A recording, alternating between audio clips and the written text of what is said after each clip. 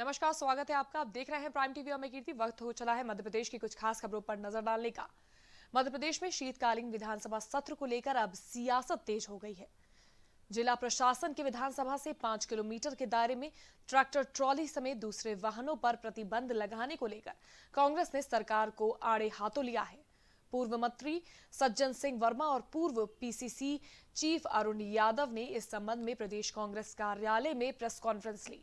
पूर्व मंत्री सज्जन सिंह वर्मा ने प्रशासन के खिलाफ फैसले को गलत बताते हुए धमकी भरे लहजे में कहा कि हम ट्रैक्टर से विधानसभा में जाएंगे, इनके बाप में भी रोकने का दम नहीं। लव जिहाद के खिलाफ कानून पर सज्जन सिंह वर्मा ने कहा कि हम इस कानून का स्वागत करते हैं, लेकिन जो कानून बने हैं उन कानूनों की शक्तियां उन्हें पता नहीं है। बीजेपी को बंगाल चुनाव और निकाय चुनाव दिख रहे हैं, ये हिंदू मुसलमान को लड़ाना चाहती है।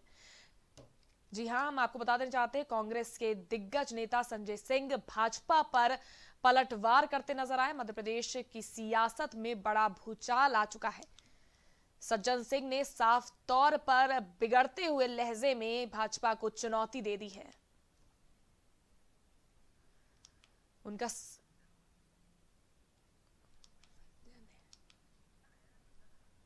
लव जिहाद के खिलाफ कानून पर सज्जन सिंह वर्मा ने कहा कि हम इस कानून का स्वागत करते हैं, लेकिन जो कानून बने हैं उन कानूनों की शक्तियां उन्हें पता नहीं है। बीजेपी को बंगाल चुनाव और निकाय चुनाव दिख रहे हैं, ये हिंदू मुसलमान को लड़ाना चाहती है। ट्रैक्टर ले जाने के मामले पर सज्जन सिंह हमलावर होते नजर आए भाजपा सरकार पर। उन्होंने साफ तौर पर धमकी भरे लहजे में कहा कि उन्हें कोई विधानसभा में ट्रैक्टर ले जाने से रोक नहीं सकता है। मध्य प्रदेश की सियासत में बड़ा भूचाल सामने आ रहा है। विधानसभा सत्र के पहले सज्जन सिंह के बिगड़ते बोल, विधानसभा एरिया में ट्रैक्टर किया गया है प्रतिबंध, मैं आपको बता देना चाहती हूं, जिसको लेकर वो भाजपा सरकार पर हमलावर होते नजर आए।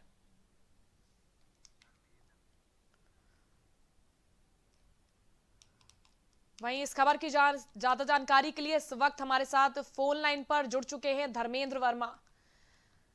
धर्मेंद्र जी, जिस तरह से सज्जन सिंह के बोल बिगड़ते नजर आ रहे हैं और उन्हें सरकार को उन्होंने आड़े हाथों में लिया है, उस पर आपका क्या कुछ कहना है?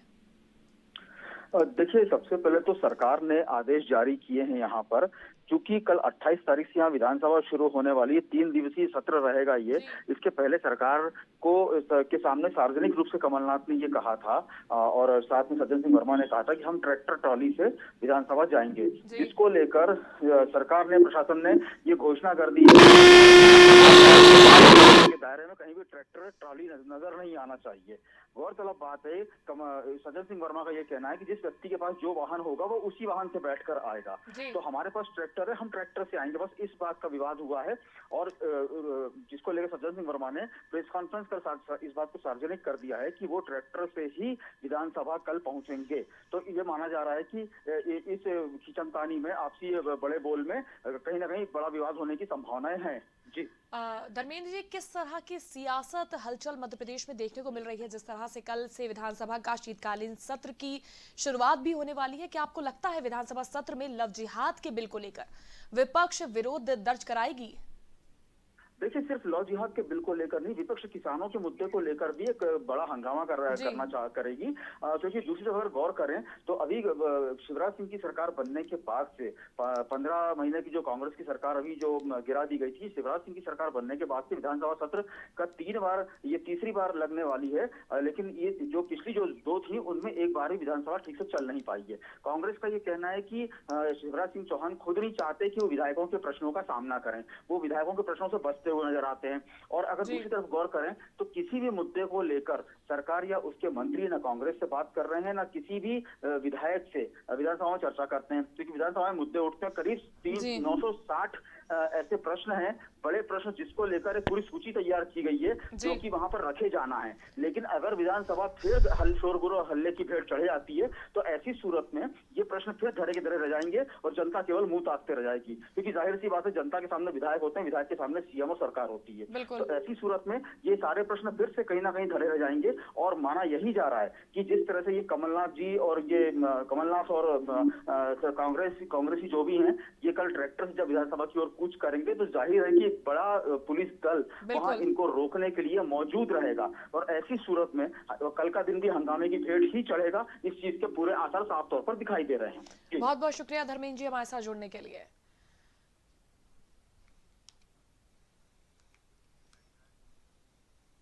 उज्जैन के बेगमबाग क्षेत्र में उस समय माहौल गर्म हो गया जब यहां कुछ विशेष समाज के लोगों ने सड़क पर जाम लगा दिया। दरअसल इन लोगों ने पुलिस द्वारा की गई कार्रवाई से नाराज होकर ये प्रदर्शन किया। बता दें कि बेगमबाग इलाके में राम मंदिर धन संग्रह के लिए निकाली गई रैली पर शरारती तत्वों ने घरों की छत से पथराव किया। पथराव करने वालों को पुलिस ने चिन्हित किया है और उनके घरों को तोड़ने का आदेश भी दिया है, जिससे इलाके में तनाव का माहौल बना हुआ है। प्रशासन ने घर तोड़ने के वालों के खिलाफ कड़ी कार्रवाई के आदेश दे दिए हैं। अपराधियों ने टीम का किया विरोध। मैं आपको बता देना चाहती हूं कि राम मंदिर चंदे के नाम पर एक समाज निकला था चंदा इकट्ठा करने, जिस पर कुछ अराजक तत्वों ने पत्थर से हमला किया। वहीं इस पूरे मामले पर पत्थरबाजों के खिलाफ पुलिस ने उनको चिन्हित किया, उनके घरों को तोड़ने का भी आदेश दे दिया है, जिससे इलाके में तनाव का माहौल बना हुआ है। उज्जैन में पत्थरबाजों पर प्रशासन का एक्शन साफ तौर पर दिखाई दे रहा है। बता दें कि बेगमबाग इलाके में राम मंदिर धन संग्रह के लिए निकाली गई रैली पर शरारती तत्वों ने घरों की छत से पथराव किया था। पथराव करने वालों को पुलिस ने चिन्हित किया है और उनके घरों को तोड़ने के आदेश भी दिए हैं, जिससे इलाके में तनाव का माहौल पैदा हो गया है।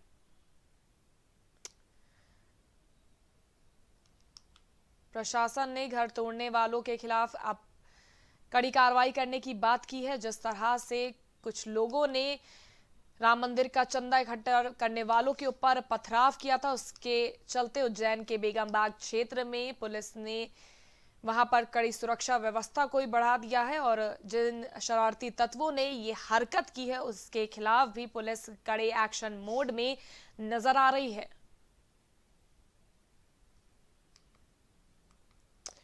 मैं बता दूं उज्जैन के इस इलाके में तनाव का माहौल बना हुआ है। खासरात में मां बंगलामुखी शक्ति पीठ आश्रम पर स्वामी कृष्णानंद ने सेल्फी विद गुआ माता अभियान का शुभारंभ किया। अभियान का शुभारंभ करते हुए स्वामी जी ने लोगों से अपील की है कि वो गौ माता के साथ सेल्फी ले और आगामी 12 जनवरी को विवेकानंद जी के जन्मदिन पर सेल्फी का चयन किया जाए। कार्यक्रम के समय पूज्य महाराज ने कहा कि गौ माता के स्पर्श मात्र से कई रोगों से मुक्ति मिल सकती है। सेल्फी विद गौ माता अभियान की शुरुआत की गई है। खाचरौद की ये खबर है, जहां सेल्फी विद गौ माता की अभियान की शुरुआत की गई है और आगामी 12 जनवरी को विवेकानंद जी के जन्मदिन पर सेल्फी का चयन भी किया जाएगा। कार्यक्रम के समय पूज्य महाराज ने कहा कि गौ माता के स्पर्श मात्र से कई रोगों से मुक्ति मिल सकती है।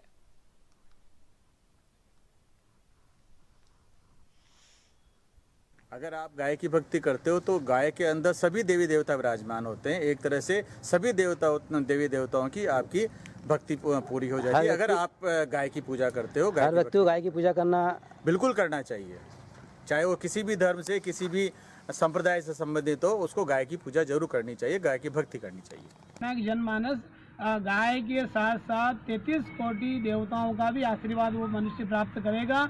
हमारा मोबाइल का होना तो ये सार्थक होता है कि जिसमें हम कोई सार्थकता की चीज़ों को प्रचार प्रसार करें। कोई भी आज टेक्नोलॉजी है, टेक्नोलॉजी से हम कुछ अच्छे कार्य को परिणित करें। तो मेरा ये मानना है कि अगर मान लीजिए अभी ये मोबाइल और ये सेल्फी और ये सब जब चीज़ें चल रही है तो निश्चित है कि इसमें गौ माता को स्थान मिलना चाहिए। तो यही हमारा अभी उद्देश्य है और गाय के प्रति हमारी अनन्य श्रद्धा हो, जैसा कि अभी भाई साहब ने पूरा अवगत कराया है कि गौ माता के लिए आगे भी हम लोग ये कार्य करते रहेंगे, जिससे कि घर घर गाय के प्रति अनन्य श्रद्धा का भाव अखंड प्रज्वलित रहे और गौ माता को अपना स्वस्थान प्राप्त हो।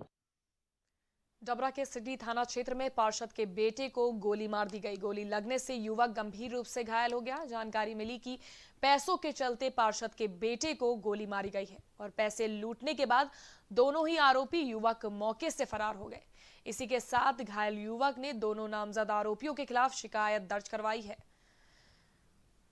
डबरा की ये खबर है, जहां पार्षद के बेटे को कुछ युवकों ने गोली मार दी और उसके बाद अपराधी मौके से फरार हो गए। मिली जानकारी के अनुसार पैसों के चलते पार्षद के बेटे को गोली मारी गई है और पैसे लूटने के बाद दोनों ही आरोपी मौके से फरार हो गए। अपने घर से हम वहाँ पर रामगढ़ अपने जिया जी के पास जा रहे थे। हमारे पास 1 लाख रुपए थे। हम जैसे खेरी से निकले तो हमारे वहाँ पुलिया पे गाड़ी लग गई। मेरा भाई था साथ, इस पे कट्टे लगा के पैसे छुड़ा लिए और हमें कट्टा मार दिया। कैसे सब किस पे बैठ के हुए थे? बाइक थी हमारी, मोटरसाइकिल नहीं। वो लोग जो आरोपी थे वो कैसे? मोटरसाइकिल थी, लेकिन हमने मोटरसाइकिल तो नहीं दिखनी। फिर जहाँ से डांडे पे आ गए और आ गए, फिर तो कट्टे ही दिया उसने मेरे साथ। ये कुंदन कुशवाहा और अपने भाई के साथ बाइक से डाला जा रहा था अपने जीजा के यहाँ। रास्ते में जीतू कुशवाहा और उसके साथी ने इनको घेर के फायर वगैरह किया, जिससे इसके हाथ में और गले में सगे वगे लगे। ऐसा ही बता रहे हैं कि ये अपने जीजा को पैसे देना जा रहा था, पैसे भी शायद से दे दिए। इस दोनों आपस में एक दूसरे को जानते हैं। ये लोग अपराध पंजीबद्ध करके अनुसंधान में लिए। उज्जैन में एसपी और एएसपी ने मिलकर जिले में शांति व्यवस्था बनाए रखने के लिए फ्लैग मार्च निकाला। बता दें कि 2 दिन पहले युवा मोर्चा की रैली पर कुछ असामाजिक तत्वों ने पथराव किया था, जिसके बाद इलाके में पुलिस अधिकारियों ने ज्यादा फोर्स को तैनात कर दिया। फ्लैग मार्च के समय पुलिस कर्मियों ने लोगों से शांति का संदेश फैलाने की बात करी और इलाके में अमन चैन कायम रखने की अपील भी की।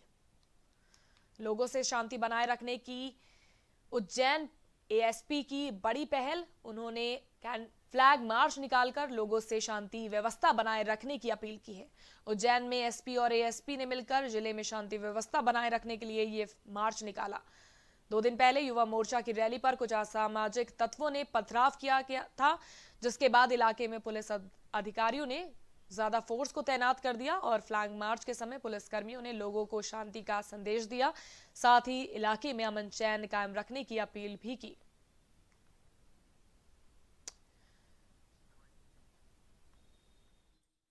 उज्जैन में पूरी तरह से शांति व्यवस्था कायम है। कानून व्यवस्था की स्थिति पूरी तरह सुदृढ़ है और इसी को देखते हुए क्षेत्र में कुछ पेट्रोलिंग पार्टीज और फिक्स पॉइंट लगाए गए हैं। साथ में एक एरिया डोमिनेशन मार्च भी लगाया गया है। एक पब्लिक में कॉन्फिडेंस के लिए एक एरिया डोमिनेशन मार्च भी लगाया गया है, जो विभिन्न जो क्षेत्र हैं उनमें पैदल भ्रमण एक डोमिनेशन मार्च के हिसाब से निकाला गया है। असामाजिक तत्वों पर किस प्रकार की निगरानी रखी जा रही है? सभी जो लोग हैं उन पर काफ़ी बारीकी से हमारी पार्टियाँ लगी हुई हैं, धरपकड़ भी जारी है। साथ में जितने भी इस प्रकार के मिसक्रिएंट्स हैं, असामाजिक तत्व हैं, सोशल मीडिया की जो निगरानी है, जो भी ग्रुप्स हैं उनकी निगरानी है, वो भी काफ़ी बारीकी से की जा रही है। भोपाल में संयुक्त संघर्ष मोर्चा ने प्रेस कॉन्फ्रेंस का आयोजन किया। इस दौरान मीडिया प्रभारी शमशुल हसन ने सरकार पर गंभीर आरोप लगाते हुए कहा कि भोपाल में प्रतिदिन करीब 300 कोरोना पीड़ित निकल रहे हैं, उसके बाद भी शिक्षा माफियाओं के दबाव में स्कूल खोले जा रहे हैं। वहीं मीडिया प्रभारी ने प्रदेश के मुख्यमंत्री से मांग की है कि जिस तरह विधायकों को ऑनलाइन सुना जाएगा, उसी तरह स्कूल के बच्चों को भी ऑनलाइन पढ़ाया जाए, जिससे बच्चों को कोरोना का खतरा ना हो सके। मीडिया प्रभारी ने साफ तौर पर कहा कि प्रदेश सरकार पर आरोप लगाते हुए कि वो संयुक्त संघर्ष मोर्चा ने प्रेस कॉन्फ्रेंस भी की। इस दौरान उन्होंने साफ तौर पर कहा कि शिक्षा माफियाओं के दबाव में आके स्कूल खोले जा रहे हैं। वहीं मीडिया प्रभारी ने प्रदेश के मुख्यमंत्री से मांग की है कि जिस तरह विधायकों को ऑनलाइन सुना जा रहा है, उसी तरह स्कूल के बच्चों को भी ऑनलाइन पढ़ाया जाए, जिससे बच्चों को कोरोना का खतरा ना हो सके।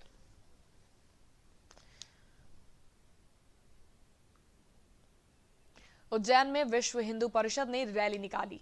इस दौरान हमलावरों ने रैली में पथराव करना शुरू कर दिया। इस घटना का वीडियो भी वायरल हुआ, जिसको लेकर जिला प्रशासन ने वीडियो के आधार पर कार्रवाई की। वहीं पुलिस ने इस हमले में शामिल एक आरोपी को हिरासत में ले लिया है। साथ ही जिस घर से पथराव किया गया, उस मकान पर पुलिस प्रशासन और नगर निगम की टीम ने जेसीबी की मदद से उसे ध्वस्त कर दिया।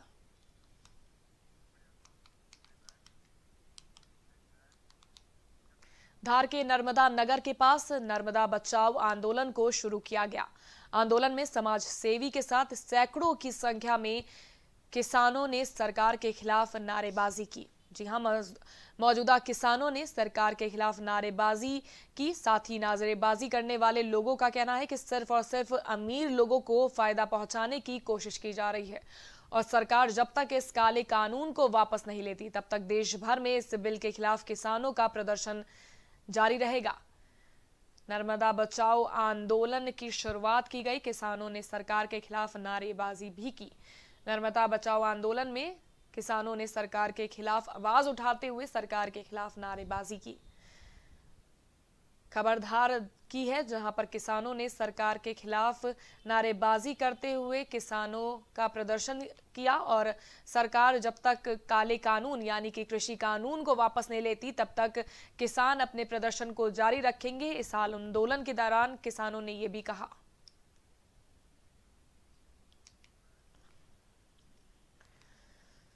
कैलासर में बिजली विभाग ने बकायेदारों के खिलाफ बड़ी कार्रवाई की है।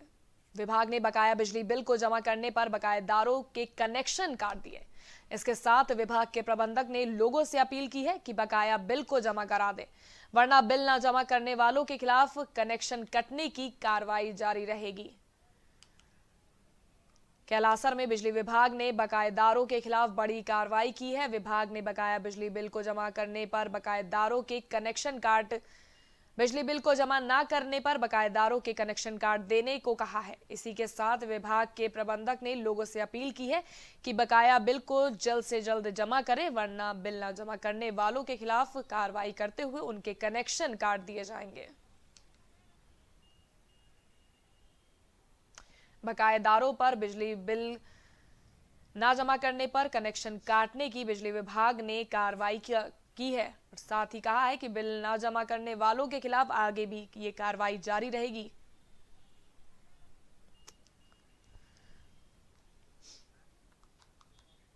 नागदा में हिंदू सेना द्वारा आवारा मवेशियों के लिए गौशाला की व्यवस्था की गई। एसडीएम के कहने पर हिंदू सेना को अटल उद्यान के पास गौशाला के लिए जमीन दी गई है, लेकिन मवेशियों की व्यवस्था के बाद अचानक तहसीलदार मौके पर पहुंचे और यहां से सभी गायों को उन्होंने गौशालाओं से निकलवा दिया। हालांकि तहसीलदार ने ऐसा क्यों किया, इसकी कोई जानकारी अभी तक नहीं मिल पाई है। तहसीलदार ने गायों को गौशालाओं से बाहर निकाला। हिंदू सेना ने गायों के लिए गौशाला बनवाई, जिसमें तहसील एसडीएम के कहने पर हिंदू सेना को अटल उद्यान के पास गौशाला के लिए जमीन दी गई थी, लेकिन मवेशियों की व्यवस्था के बाद अचानक तहसीलदार मौके पर पहुंचे और यहां की सभी गायों को उन्होंने गौशाला से निकलवाया। हालांकि तहसीलदार ने ऐसा क्यों किया, इसकी जानकारी अभी तक नहीं मिल पाई है। नागदा में पुलिस ने शातिर नामी बदमाश को गिरफ्तार करते हुए सफलता हासिल की है। इससे पहले शातिर बदमाश पुलिस से बचकर भागने की कोशिश कर रहा था, लेकिन पुलिस ने उसकी कोशिश को नाकाम कर दिया। पुलिस हिरासत में बदमाश ने अपने जुर्म को कबूल कर लिया है। वहीं पुलिस ने बदमाश के खिलाफ केस दर्ज कर लिया है। पुलिस को बड़ी सफलता हाथ लगी है। इनामी बदमाश पुलिस के हत्थों चढ़ गया है। इससे पहले शातिर बदमाश पुलिस से बचकर भागने की कोशिश कर रहा था, लेकिन पुलिस ने उसकी कोशिश को नाकाम करते हुए उसे हिरासत में ले लिया है। एक व्यक्ति को पकड़ा गया है, सर क्या मामला था सर पूरा ये? एक्चुअली क्या है, कल हमारे हुसैनी मदरसा के पास में एक अब्दुल सलीम जी हैं, उनके द्वारा एक शिकायत की गई थी, रिपोर्ट की गई थी थाने पे कि गुलफान के द्वारा 5 लाख रुपए की उससे मांग की गई है अवैध रूप से। इस तरह से रिपोर्ट पे सर 21 तारीख को भी इसने फ़ोन से धमकी दी थी, तो उस रिपोर्ट पे से फिर हमने इसके विरुद्ध, गुलफान के विरुद्ध 386, 294, 506 का मुकदमा कायम किया गया था। इससे पहले भी हम इस गुलफान की तलाश कर रहे थे, क्योंकि रतलाम में एक बालक के किडनैपिंग में भी ये वांटेड था। ग्वालियर में आबकारी विभाग की टीम ने अवैध शराब के खिलाफ बड़ी कार्रवाई की। टीम ने छापेमारी के दौरान भारी मात्रा में अवैध शराब को जब्त कर लिया है। 300 लीटर अवैध शराब को जब्त करते हुए बरामद हुए लहन को भी नष्ट कर दिया गया। आबकारी विभाग की इस कार्रवाई के दौरान उनके साथ अधिकारी भी मौजूद रहे। आपको बता दें कि ग्वालियर में आबकारी विभाग ने बड़ी कार्रवाई करते हुए उन्हें सफलता हाथ लगी है। अवैध शराब की बड़ी खेप को आबकारी विभाग ने बरामद किया है। इसी के साथ ही 300 लीटर अवैध शराब को बरामद करते हुए उसे जब्त कर लिया और लहन को भी नष्ट कर दिया गया है। आबकारी विभाग की इस कार्रवाई के दौरान उनके साथ अधिकारी भी मौजूद रहे। शाहजहांपुर के बीएसएन कॉलेज के प्राचार्य पर छेड़खानी करने का आरोप लगा है। कहा गया है कि कॉलेज की महिला कर्मचारी के साथ प्राचार्य ने छेड़खानी की। दोषी के खिलाफ कार्रवाई की मांग करते हुए पीड़ित महिला ने थाने का घेराव किया। इस दौरान एबीवीपी के कार्यकर्ता भी पीड़िता के साथ मौके पर मौजूद रहे। पीड़िता की बात को सुनते हुए पुलिस ने कार्रवाई शुरू कर दी है और जांच के तहत दोषी प्राचार्य को गिरफ्तार कर लिया गया है। प्राचार्य पर छेड़खानी का आरोप लगा है। मैं आपको बताना चाहती हूँ, खबर शाहजहांपुर के बीएसएन कॉलेज की है, जहां प्राचार्य पर छेड़खानी करने का आरोप लगाया गया है।